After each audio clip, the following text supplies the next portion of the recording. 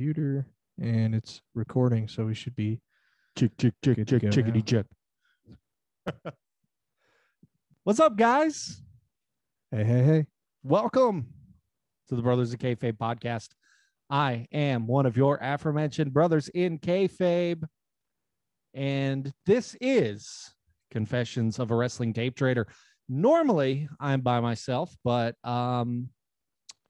things are a little different this week. We promised something, and we made it happen.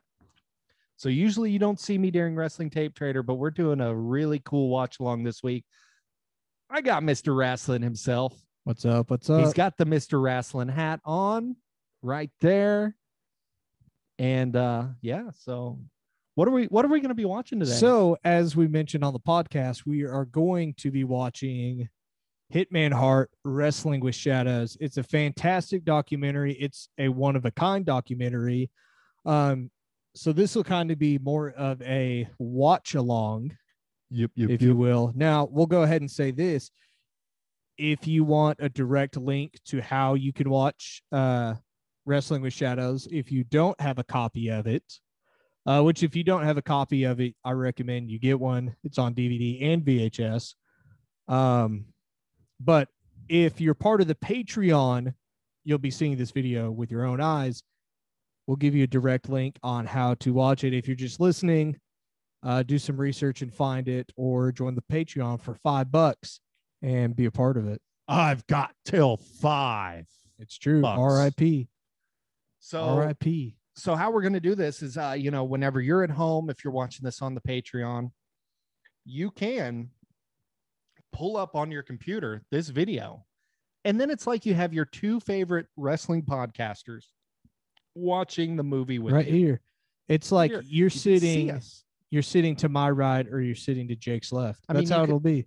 You can sit on the couch. You can put us in between you right here. Imagine you're right here. That's what we want you to do. So, we've pulled up, we have a YouTube link. We were going to watch this on VHS. I do own it on VHS, but my living room VHS player decided it does not want to work. So luckily there's a YouTube link with Wrestling with Shadows. I almost said Wrestling for Shadows. Hey, which it is foreshadowing. It is foreshadowing. The whole movie is in the foreshadowing. And we're live in Kinzer Keel's basement. Yep. We broke into his house. We broke in. And so shout out to friend of the pod, Kinzer Keel. Spelled with an IEL, not KEEL like mine. So, it's true. No relation.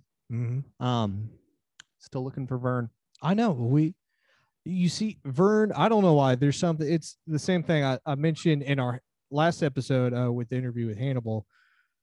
Like, I love guys like Mean Gene and those kind of characters. And so, whenever I heard when Vern and Kinzer were on the air, it was like, it's perfect. I trust Vern. Like, he seems like a good guy. It was like listening to Gorilla Monsoon and Jesse the Body Ventura talk to each other. And like Vern's the kind of guy, like, you could just, you just kick it with him. Take your shoes off. Just kick it. Be awesome. But anyway, how we're going to do this is we'll link in the Patreon, probably in the description of this video, a link, and then we'll put the link on the general feed as well. A link to Wrestling with Shadows on YouTube. We have fast forwarded it to 2 minutes and 2 seconds. That is where it starts. It's 2 minutes of black screen to begin this video. So don't be alarmed that you think it's not working. There's 2 minutes of black screen to start this video. And so I say we just dive into it here in a second. Yeah. Do you have anything to add before we get started, Landon? No. So this will be, I think, my second ever viewing of this. My second as well. I'll say this. For me, historically have only gotten the WWE side of this story and all those things. And I will say, after watching it, there's a lot I agree with Brett, but there's even some WWE stuff I also agree with more. We'll kind of get into it as the podcast goes along, but like yeah, I totally agree. There's parts of the story that it's like, okay, WWE had to protect their company, but also they should never make someone look that silly Yeah. on their way out. And it's like, if you're gonna, if you're gonna contractually give creative control, then you should honor that. Right. And it's like, hey, we promise you this, and then it's time to, you know, act on that promise. And then also it's like, whoa, well, it's a mid-flight negotiation. We're changing what we're doing here. Oh yeah, and that's what it seems like it ended up being. But you'll never get a documentary like this ever again. No, if never, you haven't ever watched again. this, there's never going to be this kind of access. I will say, watch Wrestling with Shadows and then watch the Dark Side of the Ring, Montreal Screwjob. Yeah. It really just dives it.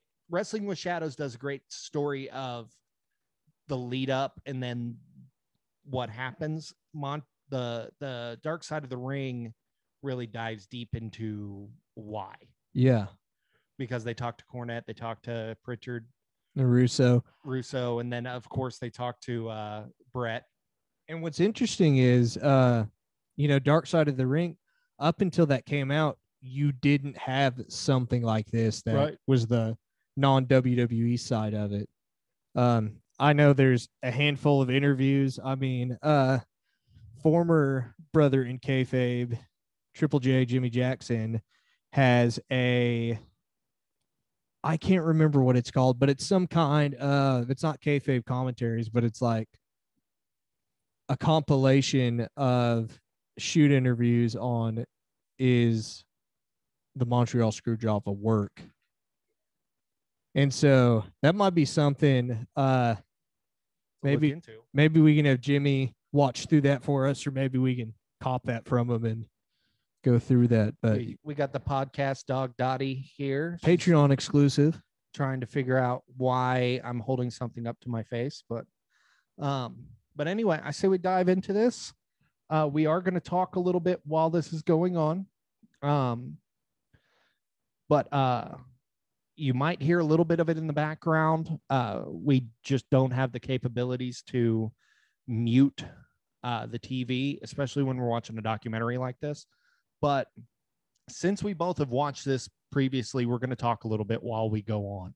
And I feel like we needed to watch this before we did this.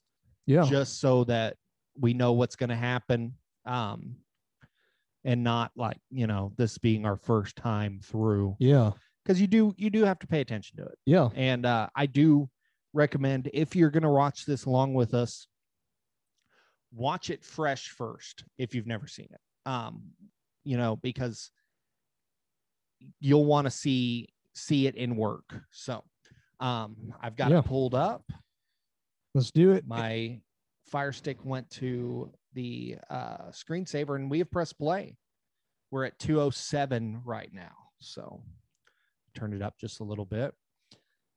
It is an hour and 35 minutes. So keep cozy. If you got snacks, 90-minute. Have them by your side.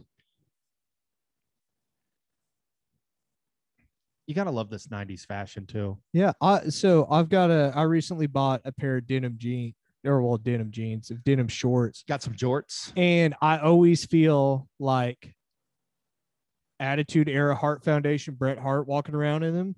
Or I feel like I want to get some really tall white socks and just be like RVD. Oh yeah. Wearing dad shorts and just hanging out. So this right away showed me something that I never realized until I was older. And that is, I always thought that his singlet was one piece. I never realized he wore tights over a like Speedo singlet. Yeah. Like folks, if you've never seen Bret without the tights part of his gear, it looks like he's wearing a women's bathing suit, like a one-piece bathing suit. It's very much like a Taz singlet. Yeah. It reminds me, I think, I feel bad as Mr. Wrestling. I'm going to pull it up. But there's the famous tag match with Bret and Owen. I'm trying to see what pay-per-view it was, and you think like, oh, they'll probably have matching gear, and they do, but Brett is wearing the short singlet like Owen. Yeah. I can't remember which one that is either.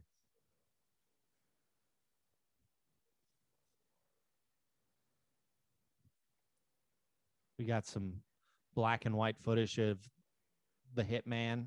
With the Howard Stern / Ozzy Osbourne sunglasses. He's such a weird dude. Like,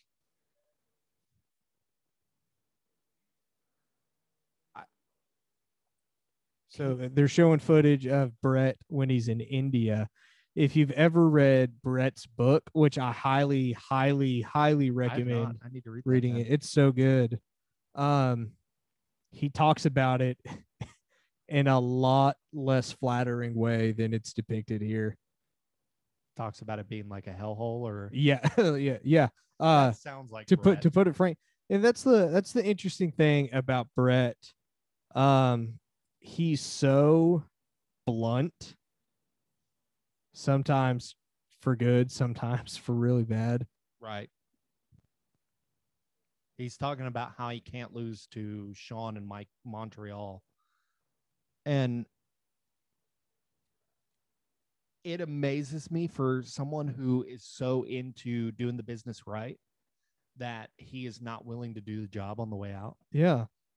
And that shows you, once again, for better or for worse, how serious Brett took himself. Because, like, everyone knows that it's classic wrestling. You do the job on your way out. Yeah, you go out on your shield.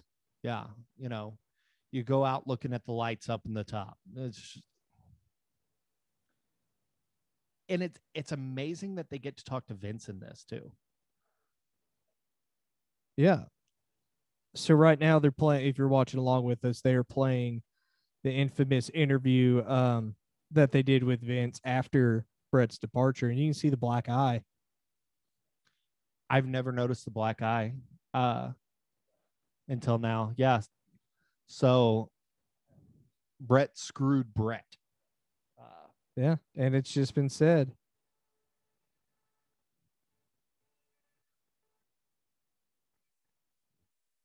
So they start with, like, I guess the aftermath.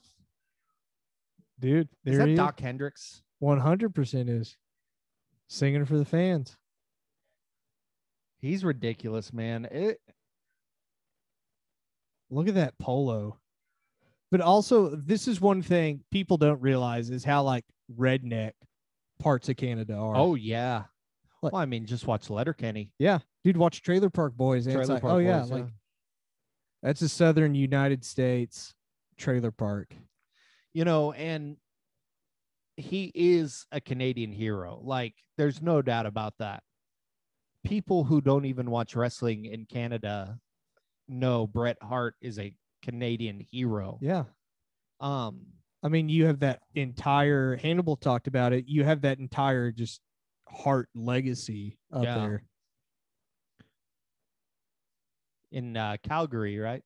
Mm-hmm. And I mean, you have those famous, you know, I mean, really outside of like the McMahons and the Von Erichs and the Crockett's, like, right, just those obviously there's multiple generational families in wrestling history, but really those ones that it's like, oh, like you have famous wrestlers, famous wrestling families, and then you have families that are super well known.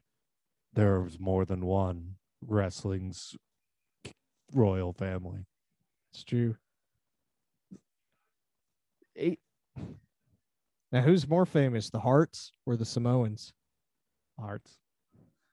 I mean, the Samoans have the world's best known actor, The Rock. But if we're just talking wrestling, I forgot his son. His name is Blade. Blade, yeah. So Blade actually, I don't think there's no possible way that it was actually him writing it, but for a while, Blade had his own column in, maybe it was PWI, but I have a feeling it wasn't really Blade Hart writing wrestling articles. I mean, Blade Hart. Let's just talk here. Blade Hart. Now, here's the thing. WWE, they've already done like the Hart Dynasty stuff with Right. Tyson Kidd and D.H. Smith and Natalia. What would happen if Blade Hart went to WWE? Do you think he'd get to be? Do you think they'd focus on the Hart because it's already been done, or would they focus on Blade? They would go back with the Hart thing. It just they're going through all the members of the Hart Foundation, and friggin' Jim Neidhart. Oh man, look at Pillman behind him. I know. All right, God, it's so. Dude, there's is Vince that Russo? Yeah, that's Vince Russo. Oh, Kind what of an cleaned up. ugly man. He's so ugly. But he's cleaned up for one. Like he's not wearing like nowadays. If you see, well, really Attitude, like WCW Attitude Era and beyond, you only see him like in New York jerseys. Right. It's weird seeing all these guys because Brett's the only surviving member of the Hart Foundation. Now, yeah, I mean, there's after Jim died, there's the picture you sent to me yesterday. Yeah, of the Hart Foundation. I'll hold it up for those of you watching the Patreon and their kids. Yeah. Besides Tyson, I mean, but you know, but it's like how crazy is that? Is Neidhart gonna laugh? Yep. I always forget how jacked the Bulldog was, though.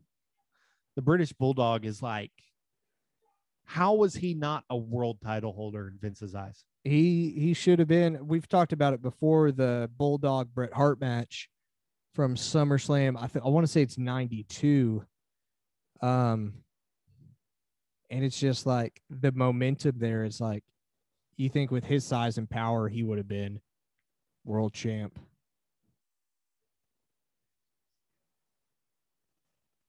Goldust.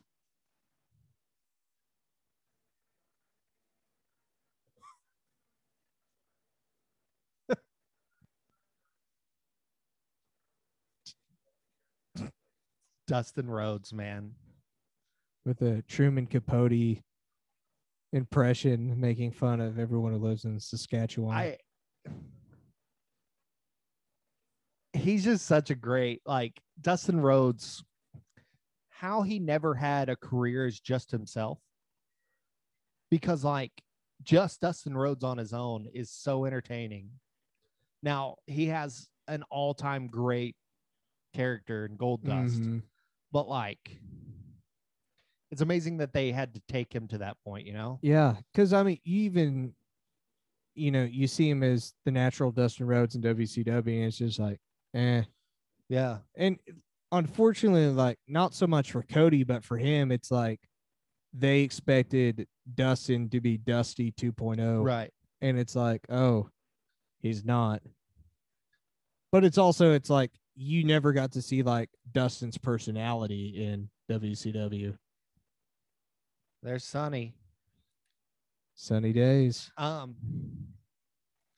It's weird watching this because the amount of people that are not with us anymore in this documentary. Mm-hmm. Sunny's just a friend. Yeah, you heard it from. If you're watching this along with us, Brett just confirmed. Brett was leaning in there. Like, you don't do that with a friend. There's Michael Cole. Young Michael Cole. Did you know Michael Cole is not his real name? No. His real name is like Shawn Michael something. Let me look it up. I can't remember. Not Shawn Michaels. Do you remember the pictures randomly from like probably 7 years ago when Michael Cole just randomly got shredded? Yeah. Like just out of the blue, WWE was like, oh, hey. Shawn Michael Coulthard. That's so weird. Yeah. Michael Cole's way better. There's just something about Vince advertising America the Beautiful. Right. Here to sing America the Beautiful. It's Aretha Franklin. It's just like, dude, could you imagine? I know everything has to be digital now. I'm not even going to finish that thought. Just how amazing that this commercial is. Obviously, it's how iconic is that? And it's like the spoof of is it me, Joan Green? Yeah. Brett! You know, wherever you stand, being a fan of Bret Hart or not, if you're a kid, what greater privilege than for Bret Hart to come put his sunglasses on you? Oh yeah. I mean, you don't get that with anybody. I mean, Bailey used to give hugs. Right. Rey Mysterio would just hold his head against yours, but it's like you never get. I mean, the closest you got for a long time was Cena throwing his armbands and his T-shirt. Yeah. But there's something you got to think, like, even from a professional standpoint, like there's something about like, dude, that was Teddy Hart getting in there. that sure was. The Hard House. Old man Stu. It's crazy just hearing like the stories about Stu Hart.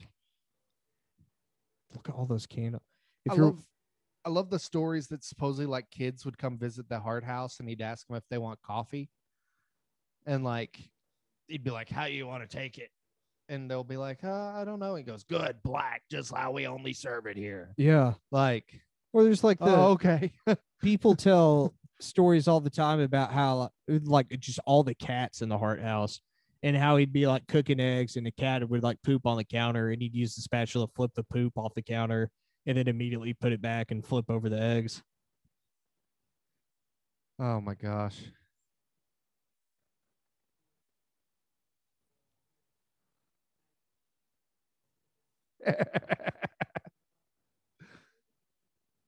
Helen didn't want them being wrestlers or marrying wrestlers, and Here's here their they all entire are. legacy. Two of the daughters married wrestlers. I love the rest of the Hearts were wrestlers. You love the what? I love that cake is just solid candles. There's Right. nothing else. Well, because he's like in his 60s at this point. Like, he's in his late 60s. What I would have loved right there. So Brett just gave a heartfelt toast to his dad. I would have loved it. Was like, always admired my dad for what a man he was. At the end of the day, he's a 3-star wrestler and nothing else. He's a B+ player. Like, that's what I want, dude. I think if I remember correctly, there's definitely, obviously, there's just this footage, but I want to say there's actually footage of Stu like stretching some wannabe trainers in this. It's just, you put your hand between your knees and then you pull them up, you know, and then you go get some black coffee and pour it in the face. you cannot say that Stu Hart was not the stereotypical male from his time. He 100% was. Yeah, you know, if they don't want to do it, then I'll just kill them, you know. God, look at that physique. Look at that.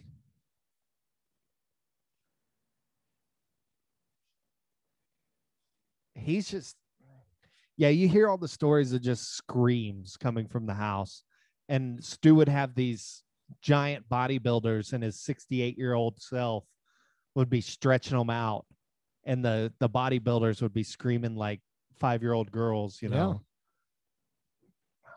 I mean, you could argue that some of the last people to go through the Heart Dungeon, like,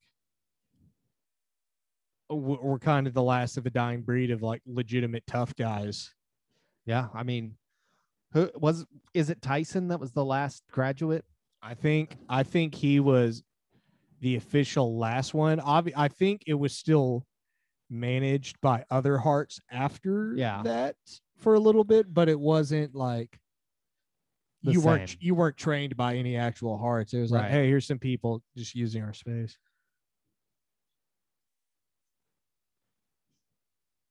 Dude, what a good. I'm too lazy for us to rewind, but Brett dove out. It may be the SummerSlam, maybe it's 96, the match with Mr. Perfect.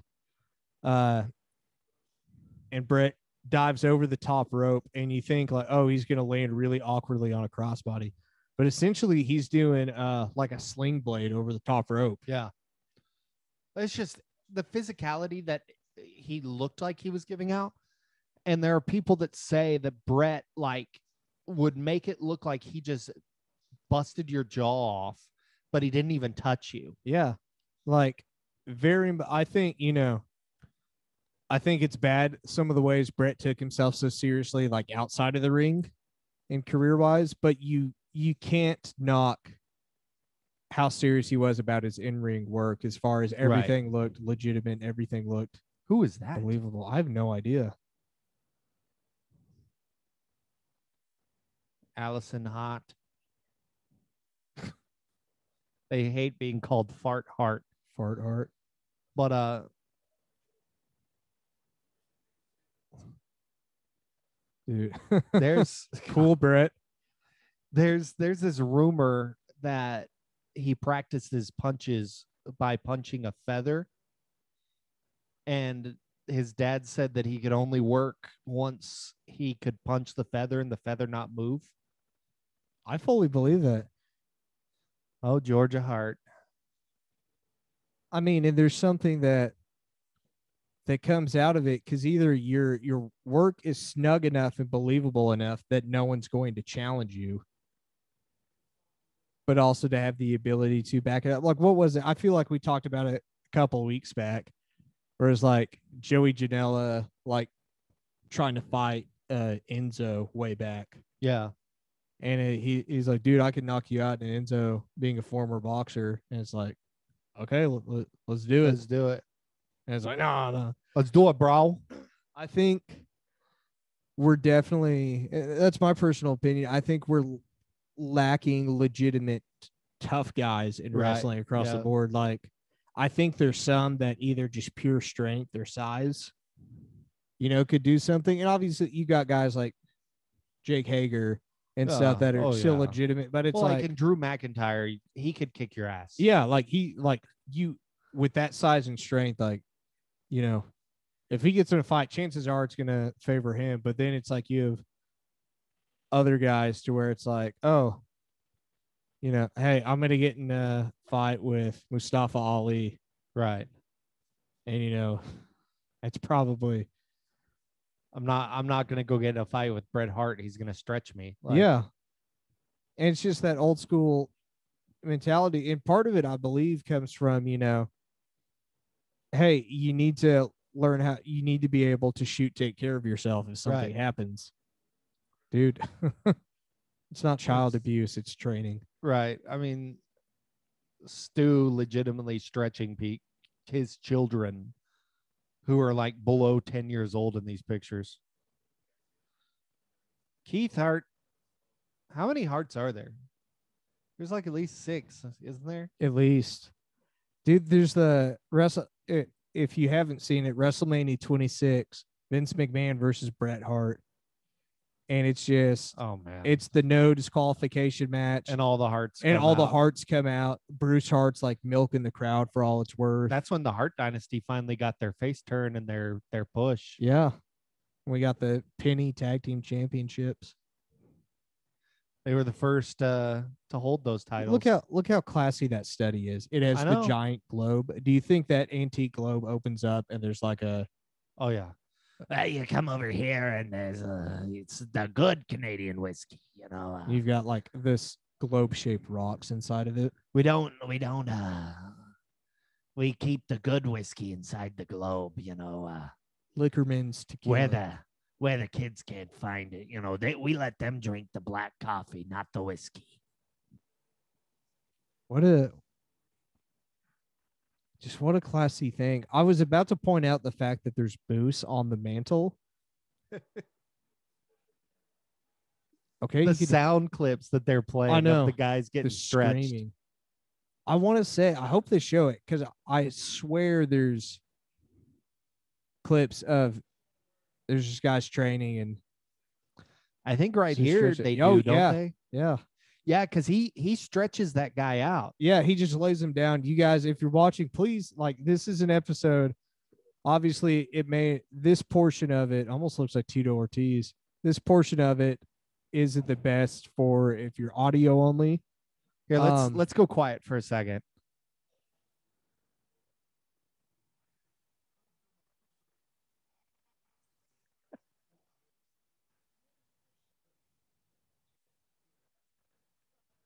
I don't feel my arms, sir. Dude, and the kid just watching. I never noticed that guy's shirt says USA Oklahoma Wrestling. Yeah.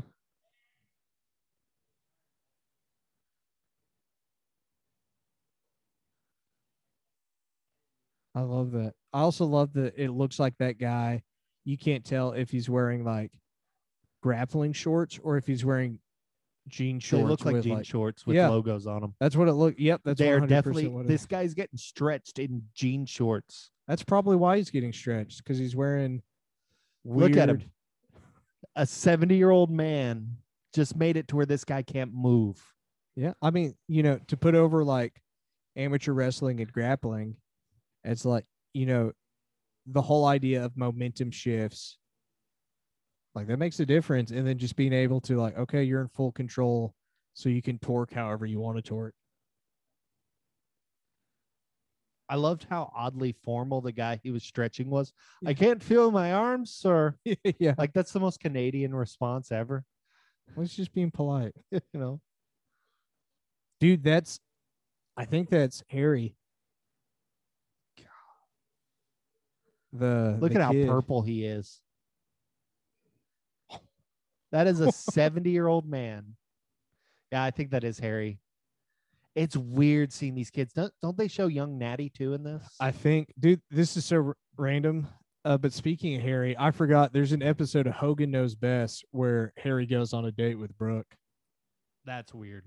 And like I don't think they even acknowledge that no, they do acknowledge like, hey, this is Bulldog's son. You guys used to play together like at the WrestleManias when you were little. Like you just run around. Vent for a second. I'm gonna get some water. I've got a thing in my throat. You good? You good? Hey, just have Mr. Stu Hart stretch you and you'll be good. So we see Brett reflecting in the dungeon. Another underrated segment in wrestling history is, I think it's Owen Hart versus Ken Shamrock in the Hart dungeon, which is like, it's kind of awkward for a pro wrestling match, but it fit the storyline of what they're doing. I think there's a scene where Owen like jumps up and grabs a water pipe and like swings and kicks into Ken's chest. I personally think this is still the best Bret Hart documentary. And I want to say we talked about this a couple of weeks ago when we first brought up Hitman Hart Wrestling with Shadows. Is allegedly the 2005 Bret Hart WWE video release was originally going to be more of like a hit job, like closer to the self-destruction of the Ultimate Warrior. But then Bret kind of slowly started coming to terms and whoa, homeboy just getting electrocuted. Oh, okay. It's a haunted house thing. Yeah. Jake walking back in just to see Bret just casually sitting on the stairs of the inside of the house while the guy's being electrocuted. Next to the electrocutioner. That's just prepping him to go to WCW for the Halloween Havoc. That is one of the most gift-worthy scenes I think I've ever seen in my life.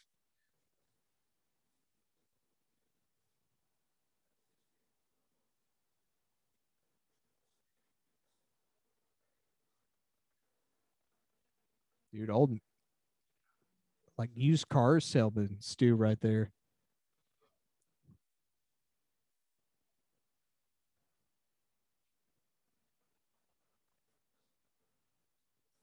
Look at that physique on Stu. Dude, it's an upper body business. That's what Stu's promoting.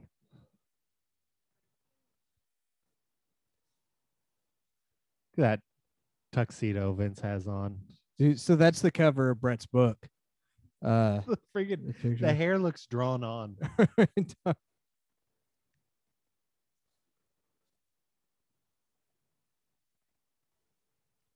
Look at how he's getting around, and he was just making guys cry.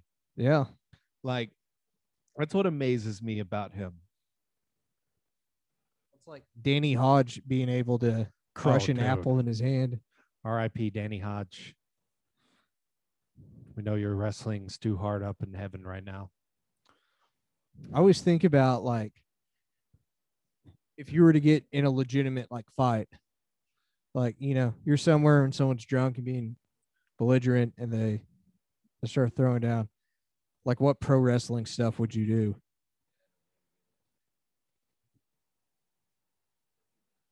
That's a tough question. Because I think obviously there's some stuff that legitimately could work, but it's like, I want to, like, I've always said, like, I want to be the guy to do a double axe handle in a fight. Drop toe hold. Yeah. It's like, what are you doing? I'm trying to set up for Canadian Destroyer. And then we got more jean shorts. I love No, those it. are boxers. I just want to believe that Brett like never put a shirt on when he was at home. Like, he just seems 100%. like that guy. Look at that pool. You think he's swimming in gym shorts right now? He's swimming in jean shorts right now. Like, didn't supposedly he doesn't he have a ring in his pool house? Supposedly. I'm sure he does.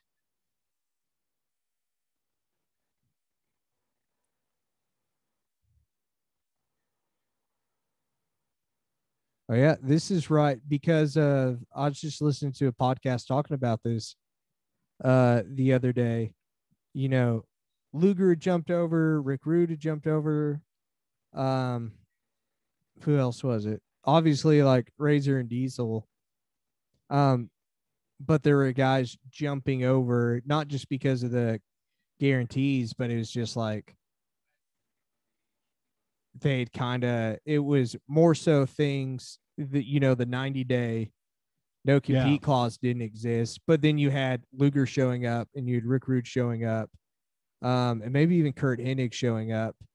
And so that's when Vince started locking down, like, hey, you know, we want you for 20 years. Yeah, you know, we can't do like a guaranteed contract, but you can do. But you're gonna make this money for 20 years. Like, yeah. Let's see. So this was 96. Yeah, being filmed, I think late 90. Well, yeah, I think it's late 96 through 97 up until his contract would have just ended 6 years ago if he would have stayed with that contract. Yeah.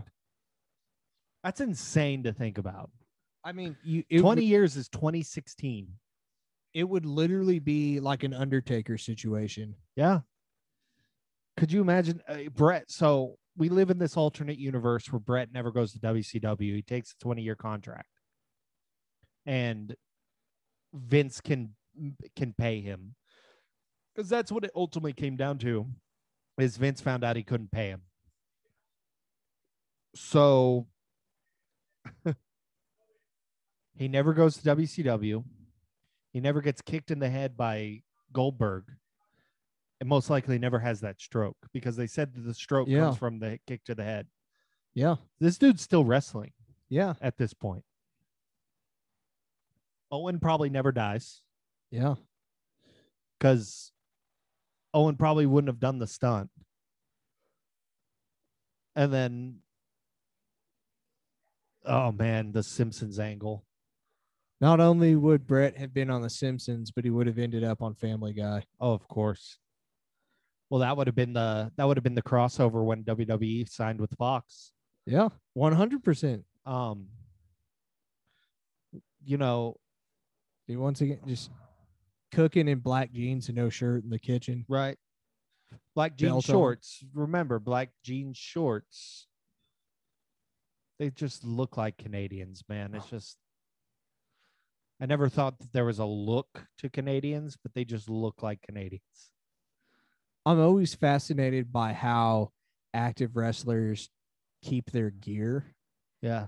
There's one of the Rey Mysterio WWE documentaries, and it's just I want to pause real quick. Yeah. I really want his hat.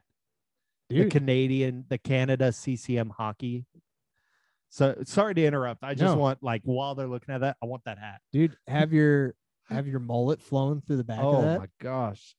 But anyway, how Rey Mysterio keeps his gear. Yeah, and he's got a custom built closet where you open the doors of a cabinet and it's just drawers of all of his masks and gloves.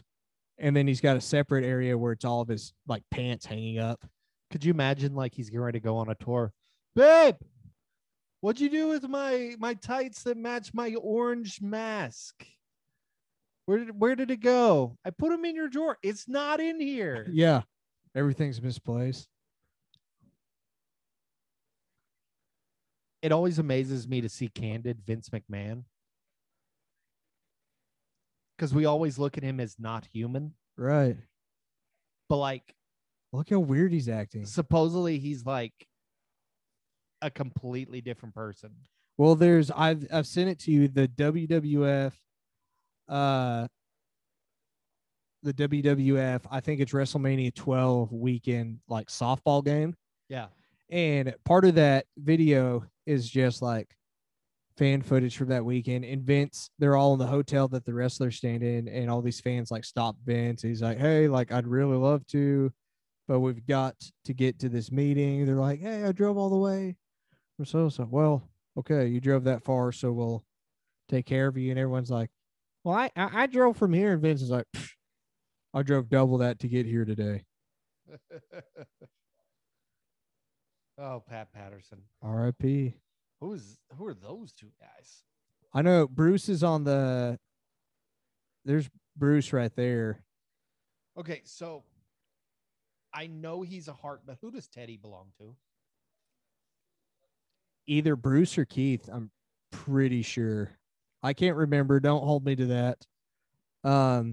Colt Cabana has a really good interview with him where they go in depth about, because right around this time, Teddy, I think it's 99, Teddy gets offered a huge, it might be the youngest rookie contract WWE had ever done at that point. And he got like 30,000 or 90,000 like signing bonus. Yeah. And blew it all on drugs and went to jail. So his dad called and was like, hey, he's already blown through it. Just go ahead and fire him.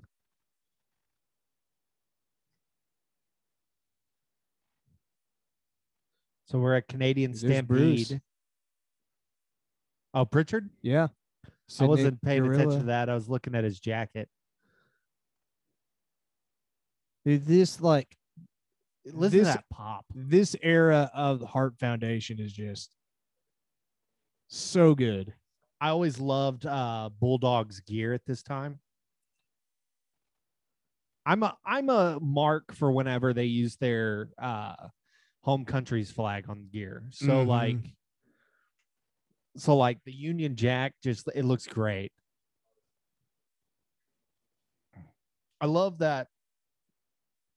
If we can do a side here, he wears the same gear to Montreal. Yeah. So Mattel made this gear in their defining moments deal, which I have, but put Canadian Stampede on the box. Yeah. And it's like where they instructed not to make the gear from the screw job, but not put the screw job on. Right. There. Yeah. Well, there's the Jack's Classic Superstars 2-pack, which is actually, it's a ringside exclusive and is the actual Montreal screw job, but it's like, obviously WWE didn't get that.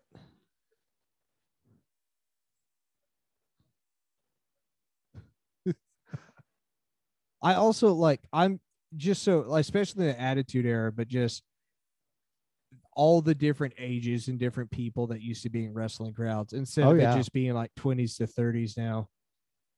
Like you still had grandparents like in the audience, or you still had like full on families going. It's insane during this era too. You know, who do you think gives the pin in a match like that? You would think nowadays it's Brett. It would be Brett every time, and he would not be pinning Steve Austin. Right. Yeah. But Owen just pinned Austin clean. 1, 2, 3 with a roll up. Like, what? I mean, Owen was a star on his own, but like he wasn't at Brett's level even. And it's like, what a special like match in the way that they saved it for it versus like if you were to watch Raw today, they would give away that match like 4 weeks in a row. Right. Like, hey, the main event's tonight. It's an 8-man tag match. And next Right. week, an 8-man tag match. That's Dino Bravo. That's Dino Bravo. I always want to call him Don Morocco, but Dino.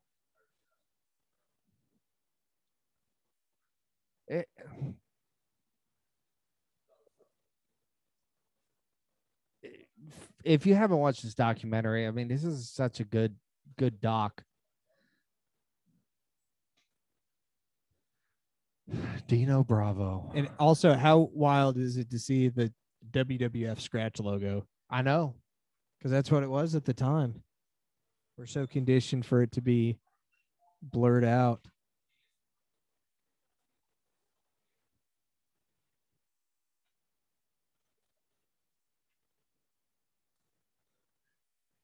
Also, shout out to the wildlife that Dino Bravo used to have. The what? The wildlife he used to have, like all the mafia stuff, like selling cigarettes. He was supposedly killed by the mafia, wasn't he? Yeah, I believe it. This is.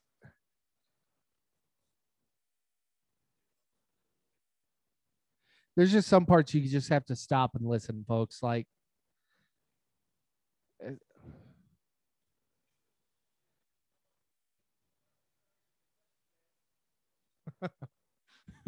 be sure to visit the World Wrestling Federation concession stands.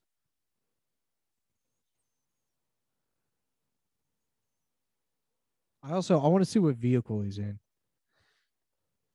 You can't tell me Bret Hart doesn't have a Ford Bronco. No, he has Le Ford Bronco because they're in Canada.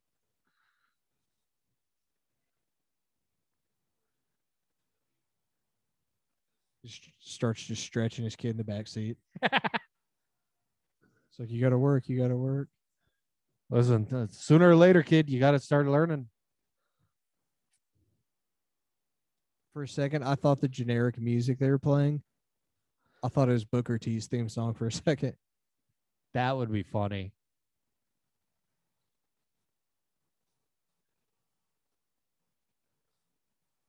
The number one good guy. I mean, they've got signs that say Bret is God in the stands. Which also, like, Bret versus Austin, both of their matches at WrestleMania 13 and at Survivor Series are just incredible.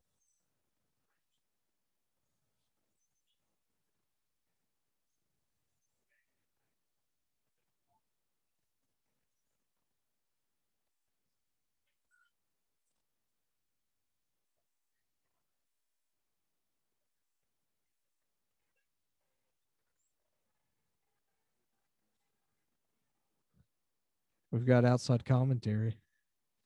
There's outside interference in the podcast today. I hope you guys can't hear that, but my neighbors are acting a fool outside. Hey, live television. Gotta love live television, pal. Anything can happen when you're watching WWE related material. That's how it is. Everyone's behind the curtain. This is just, look at young Hunter. He hasn't aged a day. Like, the only thing that's happened is he's grown a beard and shaved his head. Yeah, like he's got more forehead wrinkles now, but otherwise, still got the big schnoz. And then there's Stone Cold Steve Austin. There's just something about, like, the way, like, Stone Cold just opens his eyes even more. Oh, yeah. He's always got that crazed look in his eyes.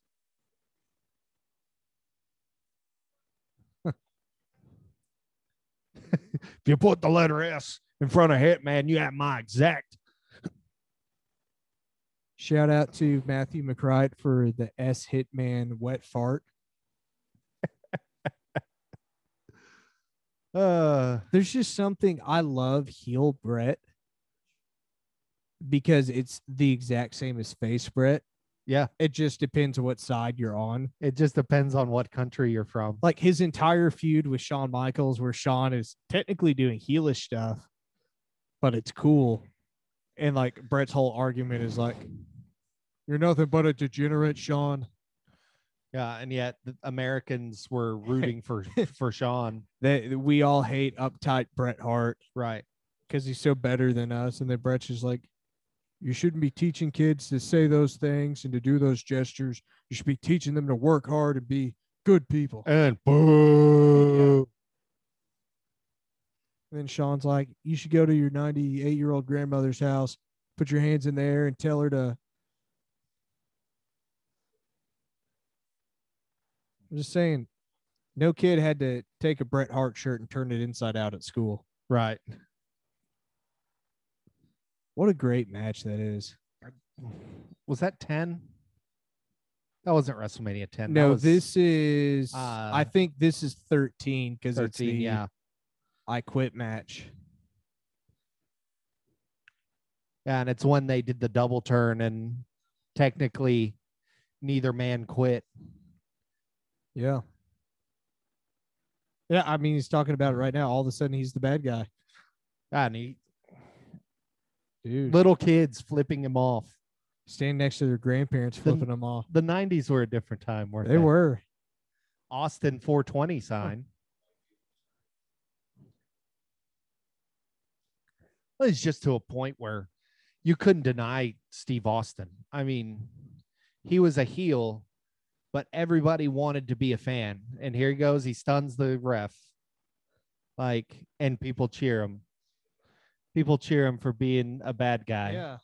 And it's like his anti Vince McMahon stuff makes sense because it's like how many people are like fed up with their boss. Exactly. But then it's like it branches over to like, I'm self-employed and I'm fed up with my boss. But you got to wonder, like, if you're looking at the psychology behind it, where it's like, oh, Stone Cold's going to beat up whoever he wants, is like, man, he was the working man. You ever just like walk down the aisle at Walmart and you see like the old lady who's part-time, like stocking the shelf, and you just want to beat her up? You just want to Fez press her and give her a stunner in the Not middle really, but Stone Cold does. Yeah. And it's, I mean, you think about it, like, dude, imagine going to your boss's house. Anything can happen. You got a 1, 2. I almost knocked myself out. But think about that. The Stone Cold got to not only beat up his boss, he got to beat up his boss's wife and his boss's kids. He beat up everybody. I mean, he beat up his boss's wife, his kids, the boss's stooges. Yeah, like just beat up everybody. He was beat up police. I was stopping a mud hole, walked it dry. Like right here. He's commandeering an ambulance and no one bats an eye. And he's the face. Yeah. He's the baby face. Beats up the referee. Yeah, poor Bret Hart's just on the stretcher and Stone Cold's just. The official podcast mascot, Dottie Jean, has returned. Welcome back, Dottie. Dottie Mania. Dottie Mania is running wild in here. For those watching on the Patreon, she's licking my microphone right now. Brett's crying towel. I love the people that spell Brett with 2 T's in WWE. It's happened so many times in this documentary alone. The Fart Foundation.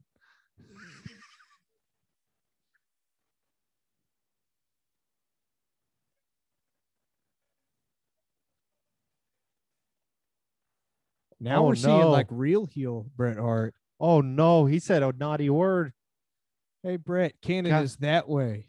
Canada people, we don't say that, no. Canada's to the east, Brett. We're live in Dallas, Texas, and Canada's that way. I love some of these. I miss like the Raw's war jackets and So here's what's funny. So, I looked at that jacket and I instantly read War Tony. I love that. Dude, I want a War Tony jacket. We should get you a War Tony jacket. For those that don't know, there was a Jim Ross action figure that came out, and they had to redo it because for some reason the first round, the Warzone jacket he was wearing said War Tony. Yeah, like who's War Tony?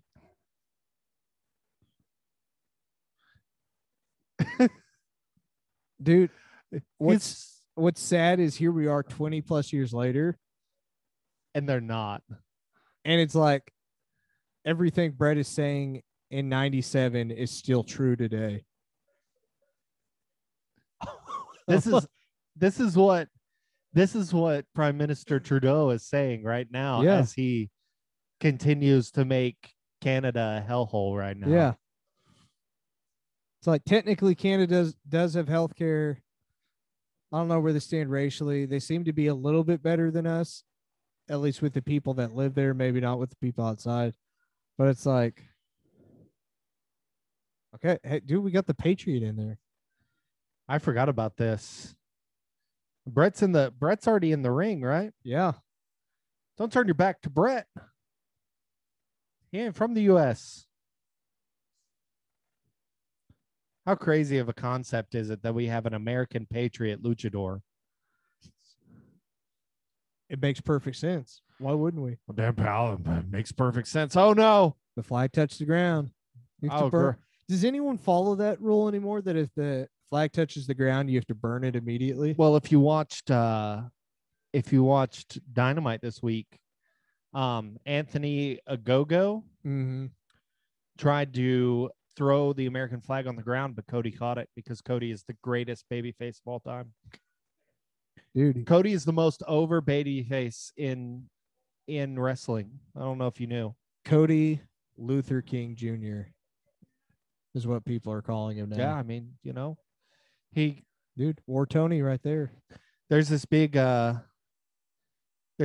deal where people are thinking that they've actually been working us this whole time, and Cody is actually the heel, and that it's going to lead to a big payoff where he's the heel that thinks he's the babyface. I can see that. He called himself the American Dream the other night. That's some heel stuff right there. It is. Canada sucks.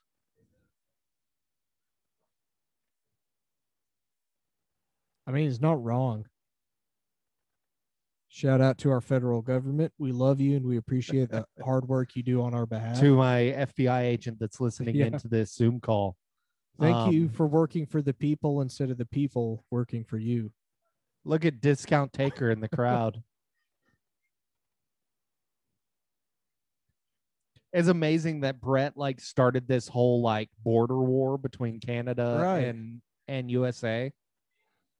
Oh man, that is the most Canadian man I've ever seen in my life.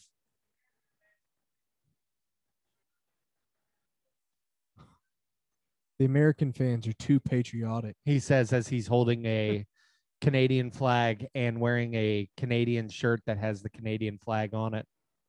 Look at the blow up Taker behind him. I know, the gigantic one.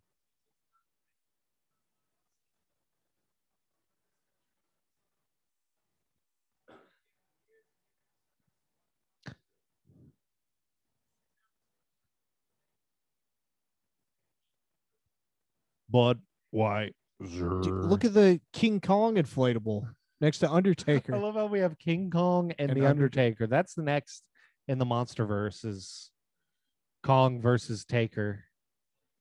I mean, I wouldn't hate it. Here we have the band from Mighty Ducks 2 when they play Trinidad Tobago. Yes. And these sunglasses, dude. You got Al Pacino cutting a promo on Bret Hart. Those are the most 90s sunglasses I've ever seen in my life. Dude, and this is before Edge and Christian, too. This was when Edge and Christian were still in the Bret shows. shirt. I would love to have the Bret shirt that guy's wearing right now. That is the most gas station t-shirt I've ever seen in my life. I love that this dude is cutting an like you can tell he's genuinely furious about Shawn Michaels posing for Playgirl. Well, you know, more women look at that magazine than men. It's true. It's a girly magazine. That's what Triple H said. That's what Triple H told Shawn. One of my favorite pictures I've ever seen. I've never been able to find it again. It's a Photoshop of Triple H as the bus driver in the movie The Chaperone, and he's looking like a hunting magazine, but people photoshopped it to be Shawn's Playgirl. And he's just like sitting there reading it. That's beautiful.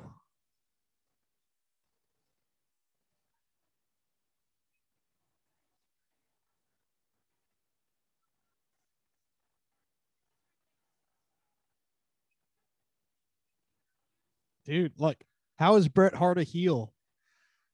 It's the weirdest time in wrestling where the guys that were faces were degenerates.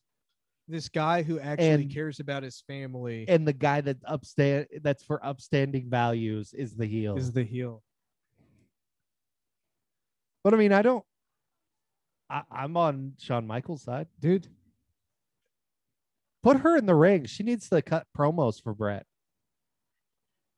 She's going back to school and pursuing her dream career because of Bret Hart. And that's why Bret has to win against Shawn Michaels. The reason I took my roofing job was because of Daniel Bryan. He's so inspirational. So yeah.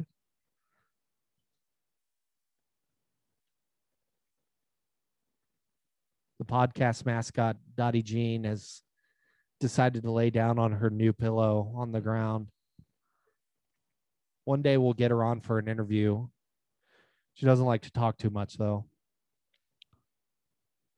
Her work in the ring speaks for itself. Unless we don't give her a treat for all the work that she does. That's fair. Dude, this music. The Meadowlands.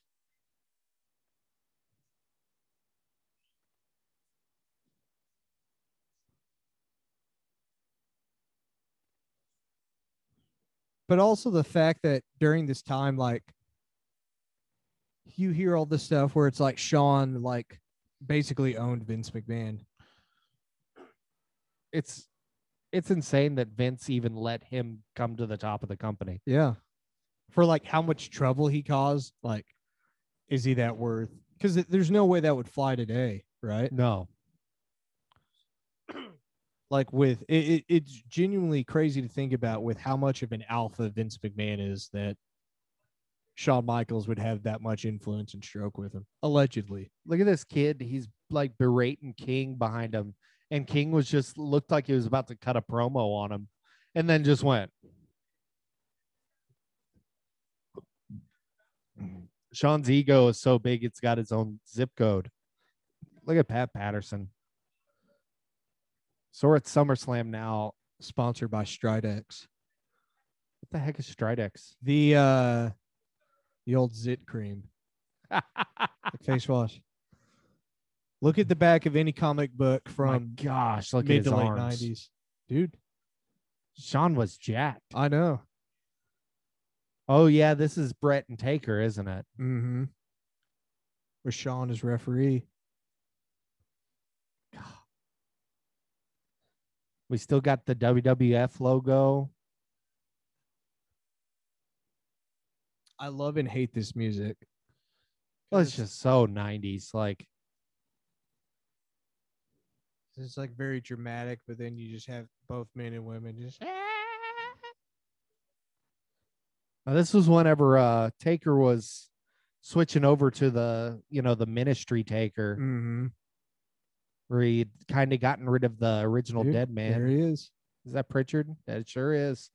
He just looks so sad. God, he's so young and like, not that he's not like a bigger guy now, but he just looks bigger different. there. Yeah. Different kind of chunky. Like, he wore it in his face. It's like the way they showed it. Like, he just looks like he's like, well, I want to wrestle too. It's not fair. Which do you prefer? Black with pink trunks, Hetman, or the all black? Personally, I know he's got pink on there, but yeah. like he had like the pink pants. Yeah. Versus black pink. I think all black with pink. like that right there with the pink top. Like it's just like I think it pops more than Yeah. pink with black, if that makes sense. Like look, that just looks so classy right there.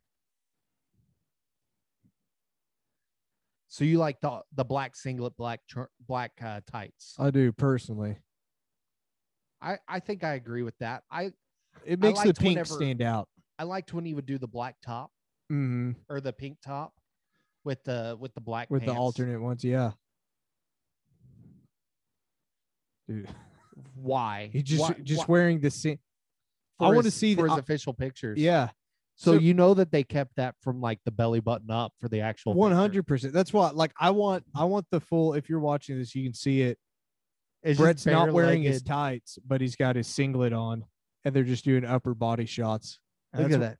That's what I want to see. He has that like bodybuilder stomach where it's like It's just it's whoop. that muscle fat. Yeah. Like his stomach bulges out, but it's all muscle. Like, yeah.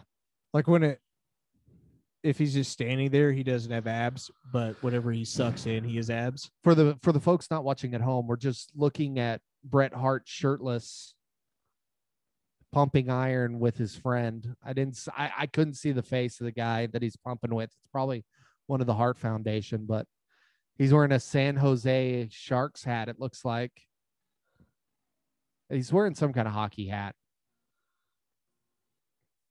I love that he is a giant. He has a giant photo of himself next to his bench. Dude, I think that's Scott Norton. Kind of looked like him. Supposedly he's on the newest episode of Dark Side. Yeah. Supposedly, like he almost got him and everyone else murdered. In North Korea. Yeah. I haven't watched it yet, but Okay, it is not. If that's the same guy, then it's not Scott Norton. it's not Scott Norton. But who is that?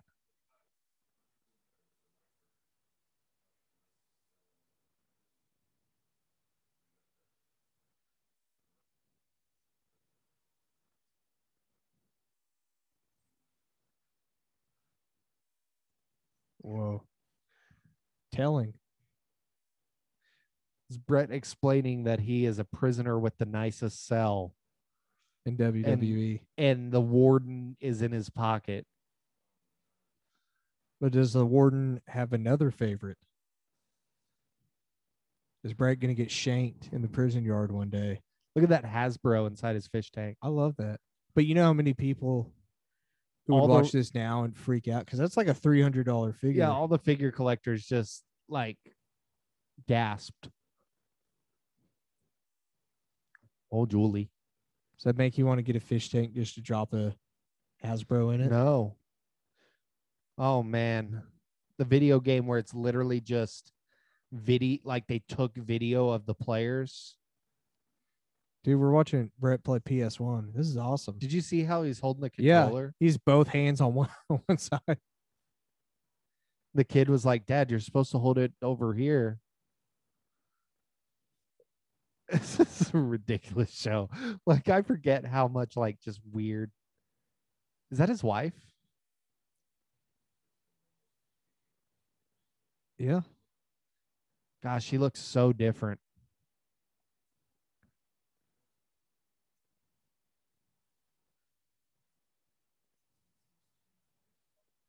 Been waiting since he's 25, you know. Once again, like all Brett wants to do is take care of his family, and everyone hates him for it.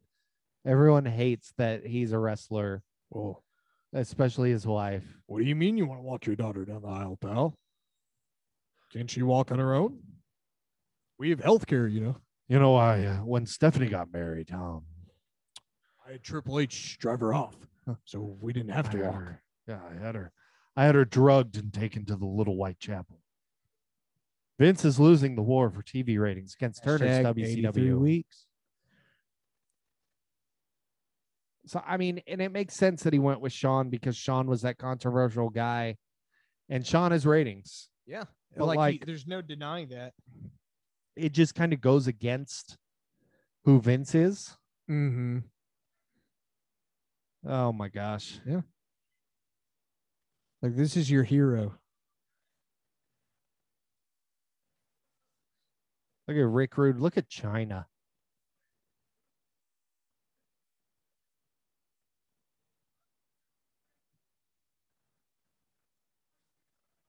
And what's crazy is like he's he's the world champion at this time. Brett is. Yeah. And Sean is burying him in a promo. Yeah.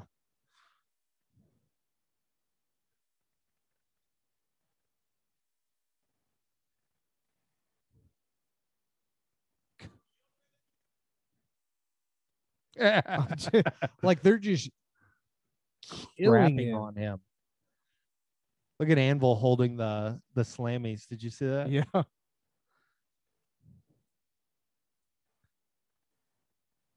Some of their stuff was just gross. Yeah. Most of their stuff was just gross.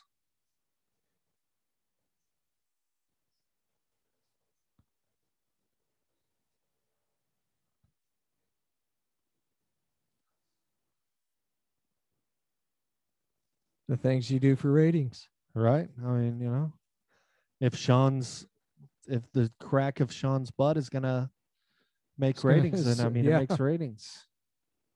What are you doing, Dottie Jean? So Here's Sean playing with Brett's kid. I want to see Sean start stretching Brett's kid.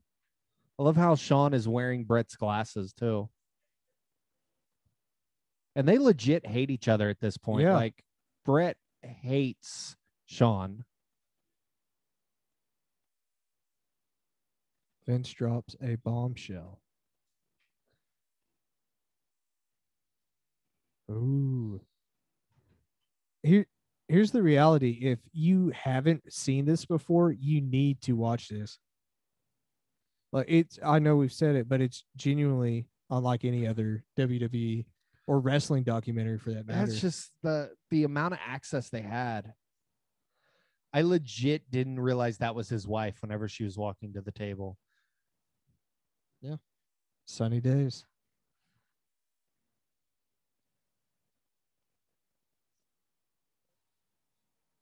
He is Brett is such a family man, but you can also just tell that he is just not a good person at the same time. Mm-hmm. Like, I legitimately don't think Bret Hart is a good person, and he knows that. And that's why he's always saying the things he's saying, because he's trying to make people think he is. Yeah. Especially with like the rumor that he was cheating on her with Sonny. And what would I give to have those sunglasses? A pair of the real Bret Hart sunglasses.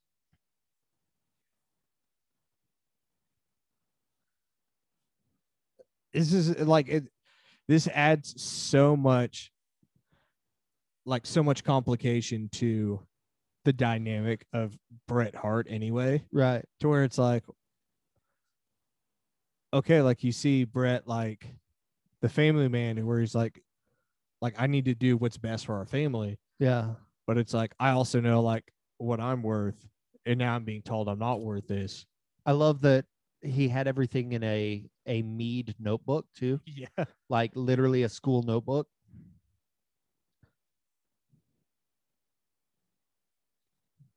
You can't say that Bret Hart wasn't a fashion icon though. I'm just 100%. Like I wish I was as good dressed as Bret Hart was. Here we go. I never understood the singlet top. When people wear the singlet top, it's supposed to be kind of like a cover. Yeah, but you just let them hang out. There's some hard nipples right there. Free the nips. I never thought I'd say that on this podcast. Yeah, but this is on the Patreon. Dude, the whole thing in WCW when Goldberg spears him and he's got the cookie sheet underneath. Yeah, he takes it off. Dude, they're like daggers. It makes no sense that he would have the cookie sheet too. You could see that through the singlet. I mean, does he have the? He's wearing like he's got a the Blue hockey Jays jersey on, doesn't he? Yeah. He's got a Maple Leafs jersey. Yeah, that's what it was. He takes it off and it's like, whoa, like ice cold. I would love some we see like the Montreal side, but it's like I want insight on like this event right here. Which event was this? I think it's just it may be been just like a a Raw Raw? or like an In Your House where he finishes because the anniversary was just the other day. He finishes the cage match and he just tells it like it is. Because obviously, creatively, guys had a lot more freedom during this time of like, hey, say whatever you can that's not going to get us kicked off air, but will like create controversy. Right. And like you've DX and Stone Cold like berating Vince, but you don't have anybody like saying like factual stuff, if that makes sense. Right.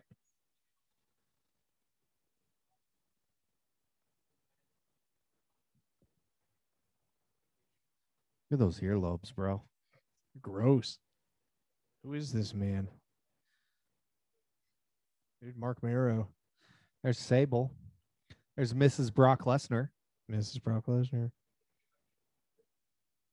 Spirit of Calgary, Channel 7.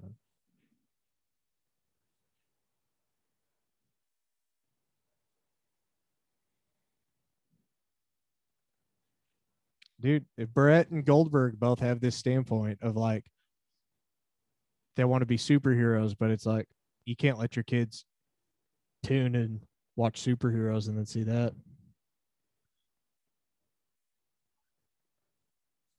I'm tired of having my intelligence insulted.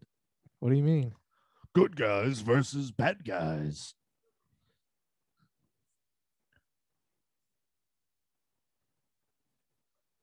Passe. Yeah, here Look how we, he buries Hulk Hogan right there. dude, I know. Dude, Dave Meltzer. Here's what's crazy. Was that Meltzer? Yeah. My Yeah. gosh. Young Dave Meltzer. Before he started hitting the gym. Yeah. David Meltzer. His room's probably still clean. Well, Brian. Now, wait. The Brothers in Kayfabe podcast. Yeah, I know them. I've got papers right here. I print off their episode. I don't listen to podcasts. I get written versions, and I read them. I read them every week. I love how that's the voice that everyone gives Dave Meltzer, and it's Yeah. nowhere close. I know. Like, it's kind of like the cornet voice is nowhere near what everybody says. Well, damn. It's close to that, but like, Yeah. mess it up, I'll kill somebody. Why Hitman? Why Brett the sellout heart? I need that on a t-shirt. And like wrestling fans have always been fickle, but like in the Attitude Era is when you really see like the tide turn. Oh yeah. Well, like it's whenever the fans really had a voice for the first time. Yeah. Dude, shout out to the guy wearing a Jägermeister t-shirt. Did you see the girl in the front row that had like the eye black underneath her eyes? Like, what is going on in the 90s? That little girl was just trying to molest Brett. I know. That guy looks like he was going to kiss him. Maybe he was. Brett. Anvil just looks like somebody's dad, like, who just got ticked off and going to the garage to cool off. I'm so tired of this. That's what Brett, or that, oh my gosh, look at Honky Tonk. Dude, I love that Honky Tonk man's riding with him. Right. Dude, look at his cowhide leather jacket. I want that jacket. But Anvil always looks like he's just, like, he's always 10 seconds from going.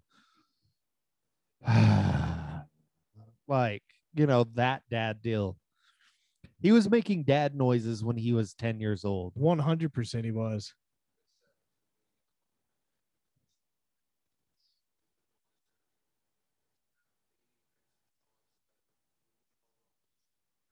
I just want to know why Honky's there, because he's not even with the company at this point.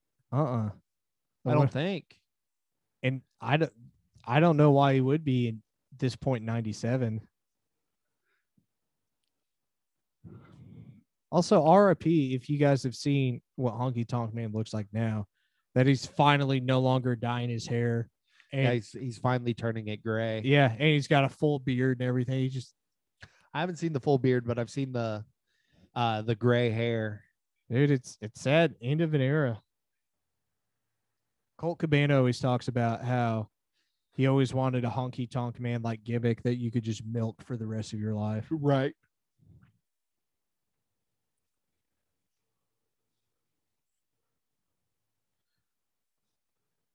I was about to say, so like, I don't think Brett would ever do that. That's not honky tonk. Yeah, that's Honky Tonk Man now. I thought that was I thought that was That's our boy Wayne Ferris. I've seen that picture and I swore that it was Hillbilly Jim. That's Honky Tonk Man. Wow. Like here he is when he shaved his beard. It's almost like I've seen that photo a million times and thought it was Hillbilly Jim every time. it's almost Show the folks at home. yeah, like look at that. This is Honky Tonk Man being Kurt Russell's stunt double in the Christmas Chronicles 1 and 2. Speaking of Kurt Russell, I watched Death Proof last Nice. night. Have you ever seen that movie? Is it good?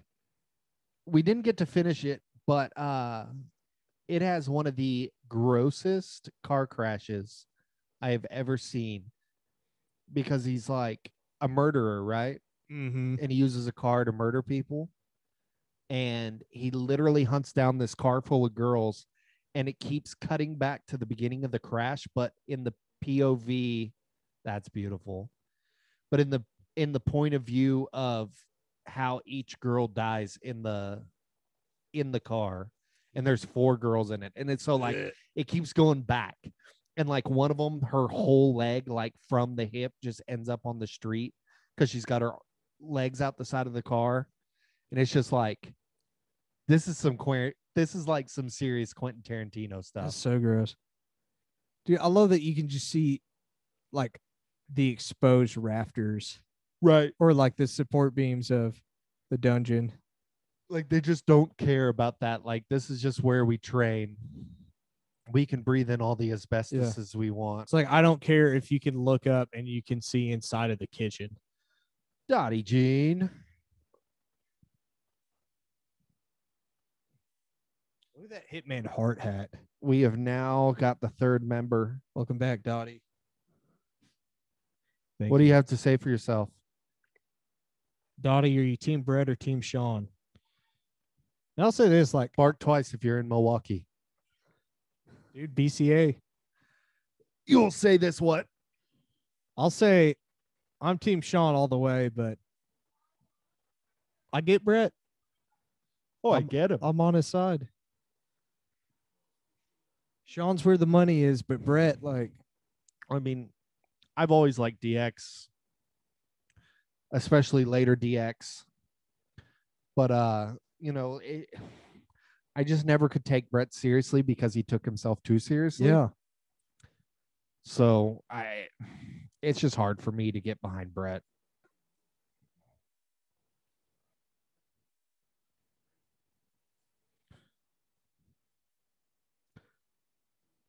Dottie's over next to us nesting now. PWT's just released a New Jack micro brawler.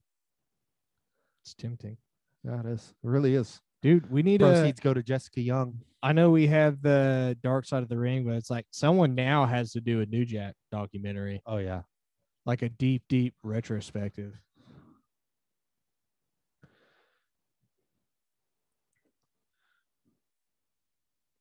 Wrestling with Gangstas, the New Jack story. Dude, don't play. What did that subtitle just say? Are we at Montreal now? Mm-hmm. I think it said 3 days before. So we have about 20 minutes left in this documentary, And we're just now getting. and we're getting to the point. So I think I think this is the night because that's the coat his wife is wearing in my favorite part of this documentary. Was that the headbangers? Mm-hmm. Maybe it said 3 hours before. Maybe it's Hebner, But which one? but which Is one? it Earl or is it Dave? I'll never be able to tell you.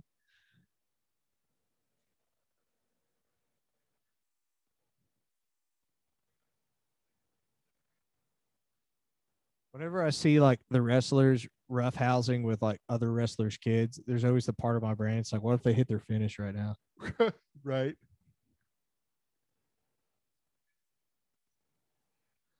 Like what if Ken Shamrock just throws Brett's son on the ground and puts him in an ankle lock? I don't care about your kids.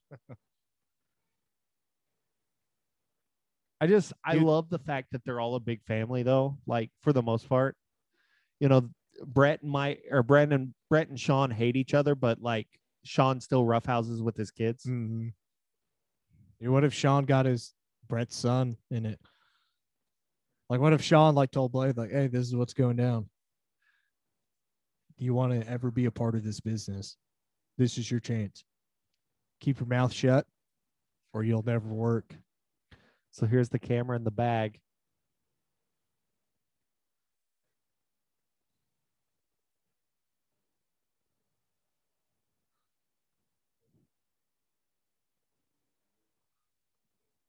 Dude, Blade with the cane glove on one hand.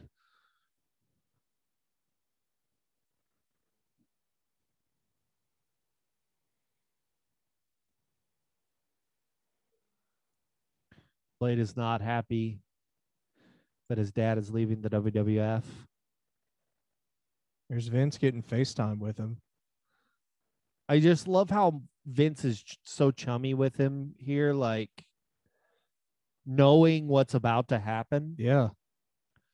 And who knows how much Brett knows. I am on the side that Brett knew a lot more than he leads on. As I personally think it's all a work.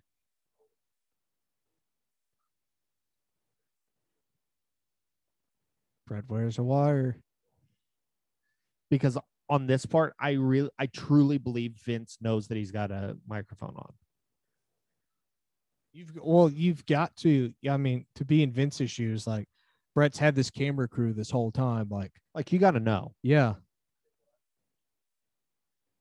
Savio Vega, I think. Yeah, it looks like Savio.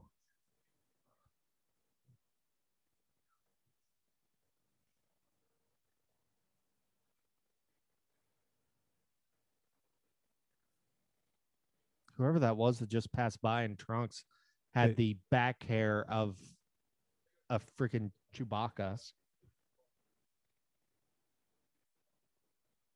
One of the, I think it's WWE 13, the last one before 2K, started releasing them. But the story mode was strictly like going over the Attitude Era. And when you get to the screw job, they put in a scene where it's Shawn, Triple H, and Vince sitting down talking. And you're like POV, you're the cameraman, and you walk past the locker room and you turn and look, and Triple H gets up and slams the door. And then it goes to Brett walking out. It's the Wrestling with Shadows crew. Dude, that's it is. the POV. Dude, Doc Hendricks. Ron Simmons. Ron Simmons back there flexing his pectorals. I really wish they would have been filming Stu like his live reaction. Right. Yeah, you do, Vince. You know who's gonna win. It's like Taker Brock. Let him call in the ring. Right.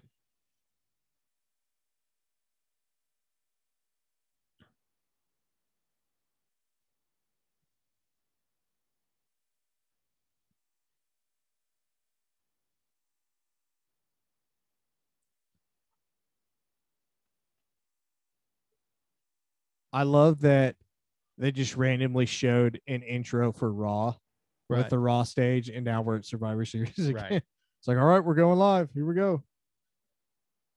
There you go. Sean's ego bigger than Look life. at that. Did you see that sign back there? Sean is in. Mm-hmm. Mm-hmm. Gosh. I'm serious. Like, this was such a different time.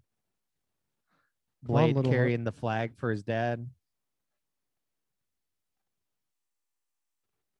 I'm surprised he hadn't sent Blade into his seat yet. Like, I know the kid would want to be back there with his dad, but But like having him walk to Gorilla, right. Brett, your fans want you WWF. And here we go. And like also like how iconic that like one of the most controversial matches of all time is documented so well. I know. It's insane. And it just leads to me thinking that this is a work. Like, We got to watch that shoot interview DVD. it's just, I'll always why say, would Vince allow all this if it wasn't a work? because it's not like, I mean, no good publicity came from this for WWE. They're using WWF licensed video. Yeah.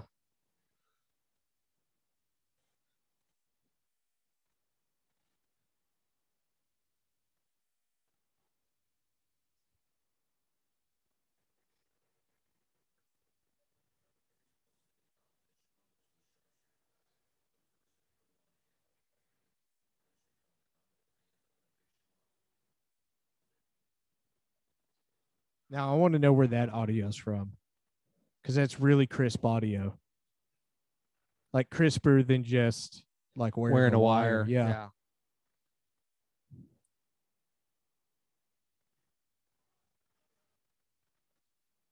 Sean does do a really good job of acting if he didn't know. Yeah.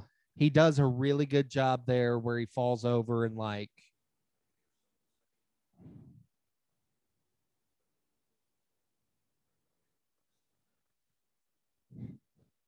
I love how fast Earl Hebner just flies Oh, out dude. of there.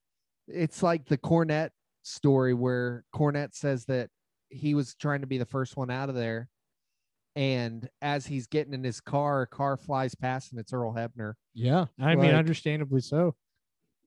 if I'm Hebner and they told me to do this, I'm getting out of there because Brett's gonna murder me. Yeah. I mean, we see what Brett ends up doing to Vince. Someone just threw an American flag in the ring. I've never noticed that. And see, Sean just seems so pissed off about the situation. Mm-hmm. Like, he's trying to be the heel, but like he's also mad about How it played out. So it makes me think that Sean wasn't involved. But like, God, it's just, For those of you listening at home and or watching on Patreon, let us know. Do you think the Montreal Screwjob was a work or a shoot? what do you think it was? I don't know. Like, the more I dive into it, the more I cannot tell. Because there's part of me that's like, there's no way any of these guys are good enough to pull it off. Because you look at every other great work. Yeah. And it's like nothing comes close to this. But there's so much like overlapping just coincidences that there's the part of me that just believes that it's all a work, that him and Vince talked about it. And he said, we're going to do this. You're going to be the most talked about thing in wrestling. You're going to go to WCW. You're going to go make your money. You're going to go take Ted's money. And then you're going to come back to me. But it's also like, to this day, I still can't believe it, because they do, I think it's Piper Hogan. They do their big match when Brett's in WCW. Yeah. And Brett's first like actual thing in WCW is being the special guest referee. It's like, how did WCW not just rocket strap Brett day one? Like, use the momentum of this. Well, it just showed that they didn't know what they were doing. Yeah. They were way in over their heads at that point. That's very telling. I love all the fat dudes wearing WWF baseball jerseys. Yeah, here comes my favorite parts of this whole documentary.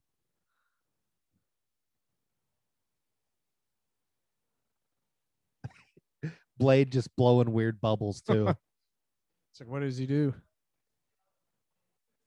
God is my witness. My hands are clean of this one.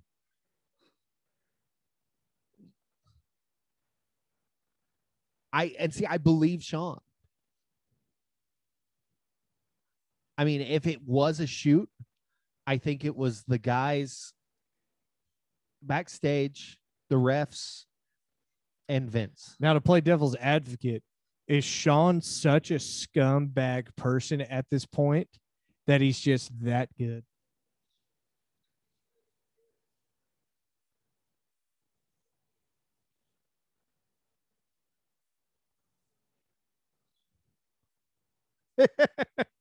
Dude, swear to God, all you want, Hunter, but someday God is gonna strike you down. I also love that Blade's playing with the Road Warriors foam things, and the Road Warriors are standing right there. Right.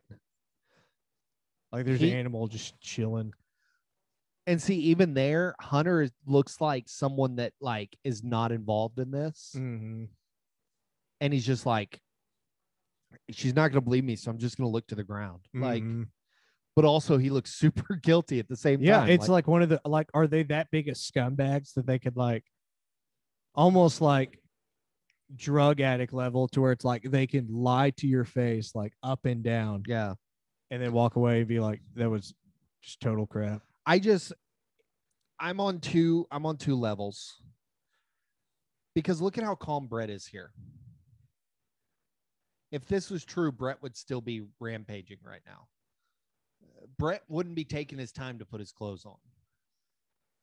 Where's this Brett, the family man for the camera?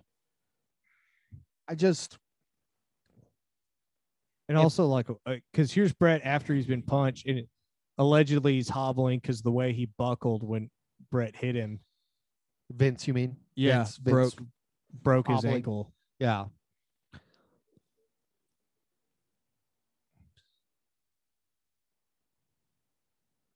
It also makes you wonder. Obviously, Vince got knocked out, but it's also like,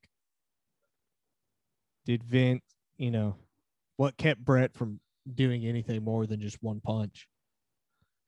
I think he just knocked him out, and he knew he had gotten his hit in, because obviously Vince wasn't going to fight him. Right. Vince smarter than that. Oh, there's Jim Ross.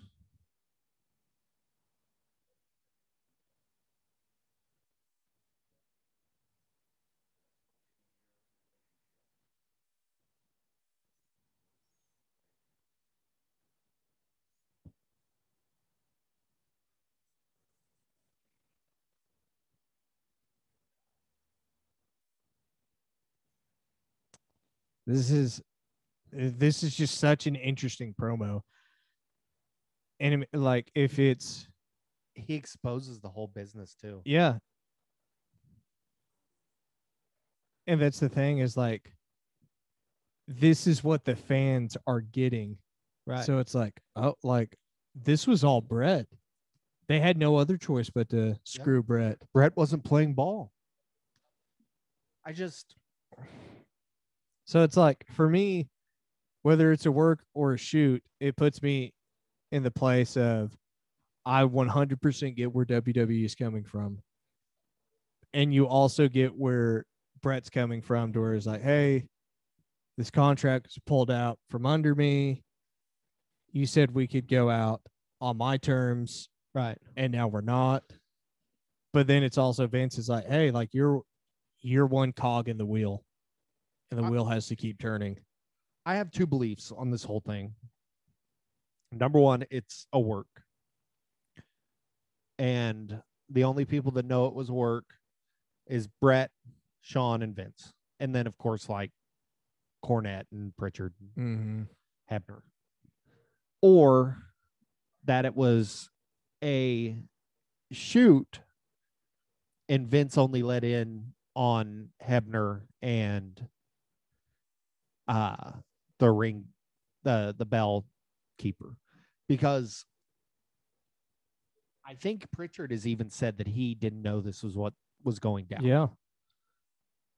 Because Taker came to him. Yeah. And you know how much of a yes man Bruce Pritchard is. Right.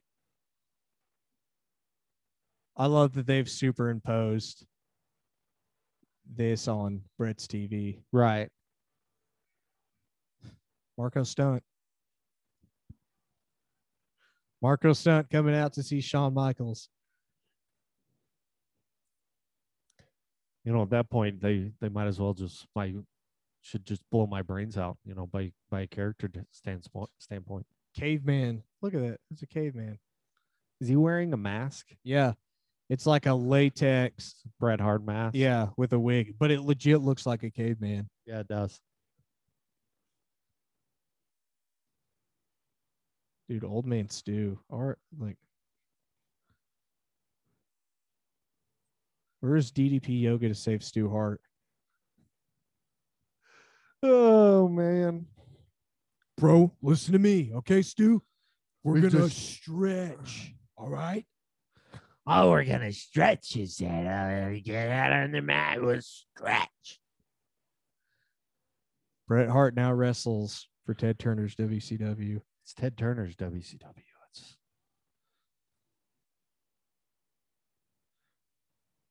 Well, Vance, I'm in the wrestling business. All right, Ted. Well, I'm in the entertainment business. All right. So if you're watching along with us, this is the end of the documentary. Jake, what are your thoughts seeing this for a second time? It's just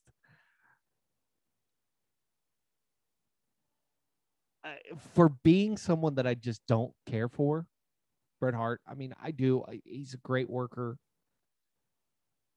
I don't understand. Like, it's my favorite documentary, but like, how much of a pompous jerk Bret Hart is. Mm-hmm. And I know a lot of people are not going to like me saying that, But which is I mean, fine. it's the reality. But like, the guy is just kind of, for lack of better words, an asshole. Yeah. And 1998 is when this came out, at least when it was copyrighted. It makes me wonder. There's kind of one on YouTube. It's not that great. But in 2007-ish, Ultimate Warrior started working on his own documentary. Oh, yeah. And it's okay. It's not as good as I would hope it to be, but obviously it's nice. But it was kind of like his retaliation to the self-destruction of the Ultimate Warrior. And it's like, what would the Ultimate Warrior version of Wrestling with Shadows look like? It would be horrible. It'd be like, excuse me, it would just be, because you think about all the stories you hear in wrestling of guys asking for money or like having just such like stark differences than Vince. It makes you wonder, like, what if all those got the same like in-depth treatment? You know what I mean? it would be really cool. I mean, I would love to see more of this style of documentary, but like I said, it would never happen again. Like, look, I'm trying to think, like, It's just hard to think of what that would look like because it's not going to happen. yeah, it never has, it never will. And I mean, there's been nothing else really like worthy of this deep of a treatment. No. I mean, nothing like this. And I mean, WWE, Vince, they have it set up where nothing like this can happen again. But it's like, this is like a literally a once in a lifetime phenomenon. This is the defining moment in pro wrestling. I'd agree with that. This is like the moment the shift happened. A lot of people say Austin 316 was the moment the Attitude Era started, but I would really venture to say that the Montreal Screwjob is really where it just, yeah, because this is when business picked up. yeah. And on the, it's not in here, but on the Dark Side of the Ring episode, they had the footage where literally the next day Brett's on some TV show and he just talks about the screw job and how he didn't know anything about it, and having that mass appeal to where people are like, well, I know wrestling's fake, but this guy's on here talking about how there is a real life screw job. And it's like, that doesn't happen. Like, something real is happening with this thing that's allegedly fake. I'm gonna tune in and see what's going on. So I'm gonna give a shout out to another podcast real quick. The We Watch Wrestling podcast.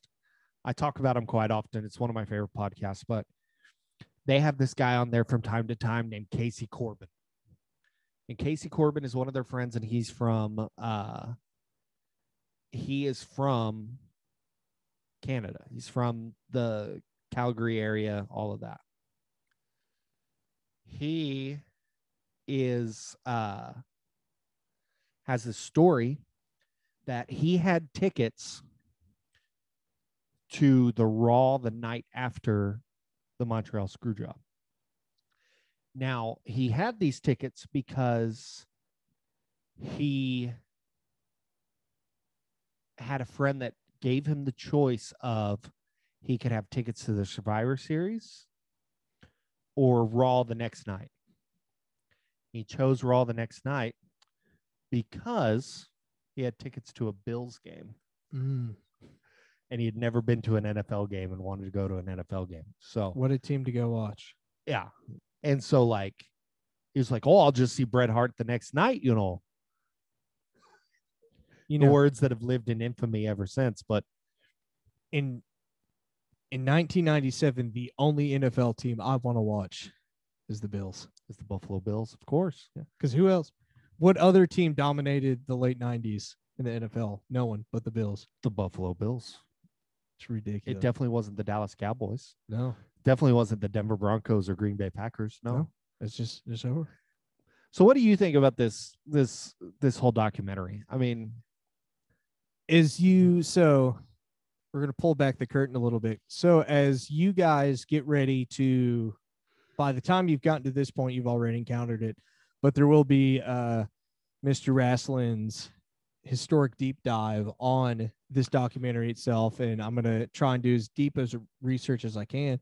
But for me, like, it honestly just makes me want to dig deeper. yeah. Because it's genuinely, it's one of those topics where the more I learn about it and the more I surround myself with it, the less I realize I know. Yeah. It's like I don't know how to process this because it's like I know nothing about Bret Hart. I know nothing about wrestling after watching this. Yeah.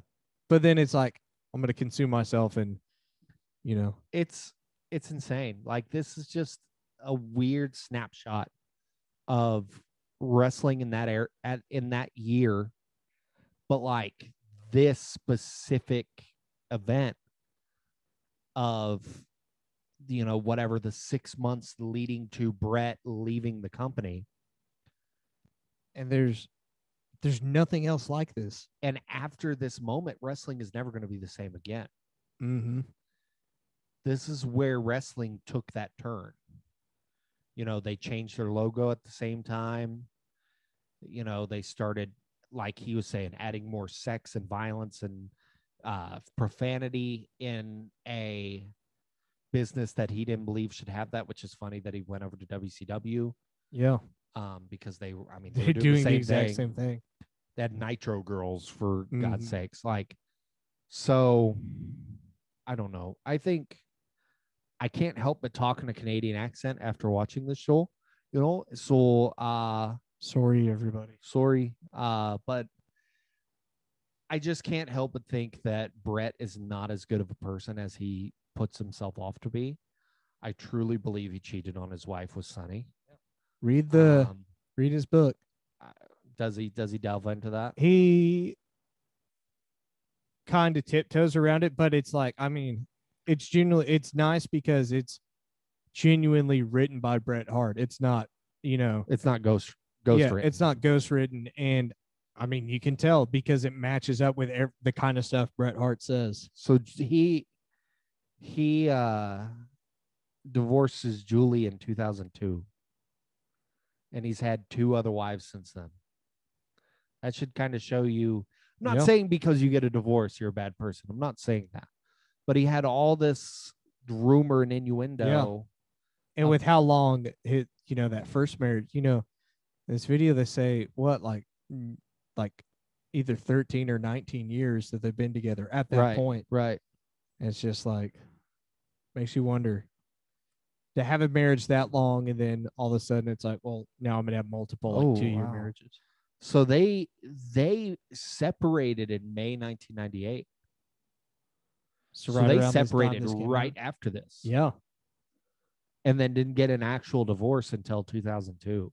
that's so interesting. Yeah.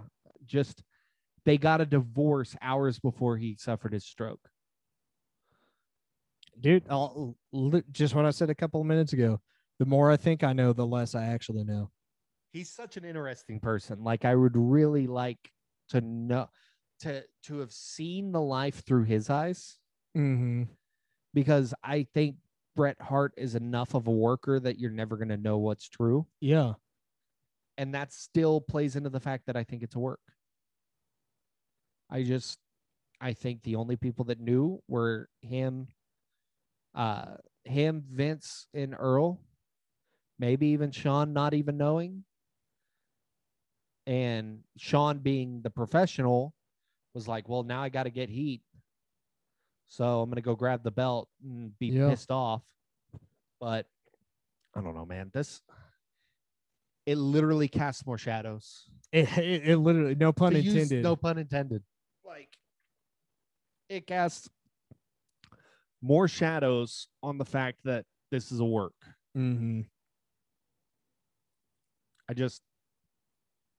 don't know, man. Like, I don't know. For those of you who have stuck around this long, whether you're watching on Patreon for $5 or you have been listening to us, sound off. Let us know. Like, if there's ever a time to jump in our Facebook group and talk with us. Yeah. Now's the time. Let us know. Do you think the Montreal Screwjob is a work or a shoot? Work. I don't know. You always want to believe it's a shoot, but there's just, how many coincidences does it take until they're no longer coincidences? Right. Is what I say. I mean, there's just too many coincidences behind it. It's. I think that Vince thought that Bret was going to go over there and take over Turner and like legit be the biggest superstar in the world, and then leave him. Yeah. I think it was him wanting him to take over WCW and literally, whenever he's at the top of the game, leave. Yeah. To cripple him. Come back to WWF, and then Goldberg punts him in the head. Mm-hmm. So that's all I have to say about it. It's a great documentary. You have to watch it to understand it. I mean, watch it for the last 20 minutes alone. Yeah, absolutely. The rest of it's fantastic, but like the end is where the meat is on this documentary. Yeah.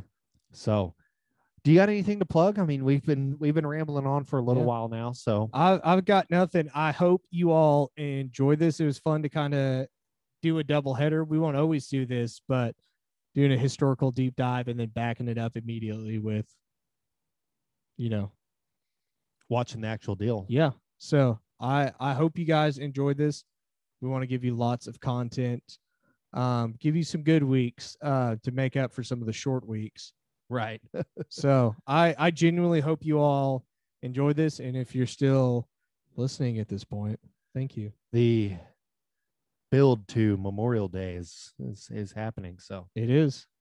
We are trucking along. All I want to plug is listen to the historical deep dive. Go listen to our back catalog. There's lots of good stuff. This is episode 10 of season 2. We're chugging along. We are. I know we were spotty early on, but we are on the ball now. We're doing everything to make sure you have this in your hands / ears every week on Tuesday. So go like the podcast on whatever podcast platform you are on. $5 Patreon gets you everything you could ever want. You get this video version. You get bonus stuff. We're slacking a little bit on the bonus stuff right now, but we are getting better about it. You only gain. You never lose anything with it. I mean, the video version is worth it by itself, because then you get to meet the people that we're interviewing. I'm thinking about us just putting the raw video with no cuts up. Yeah, I mean, maybe the we video slap on our the Patreon. intro. Yeah, You get I thought maybe you get a little bit of us rambling at the beginning. Yeah, I think it's absolutely worth it. So we'll have that. Like us on social media. Go join the Facebook group. It's a fun group. We're starting to get a lot more conversations going there. The Twitter, follow us on Twitter. Send us questions. We'll read them on the air. Maybe I'll set up a Google Voice line so that you can call in and leave voicemails so we can play your audio on the air. So there's that. But for that, I'm El Gigante. That is Mr. Wrestling. And this has been the Brothers in Kayfabe Confessions of Wrestling Tape Traders with an S right there. We're going to get some two sweets. This time, we don't have to touch screens. Yeah. We're going to two sweet for life. And that's all she wrote.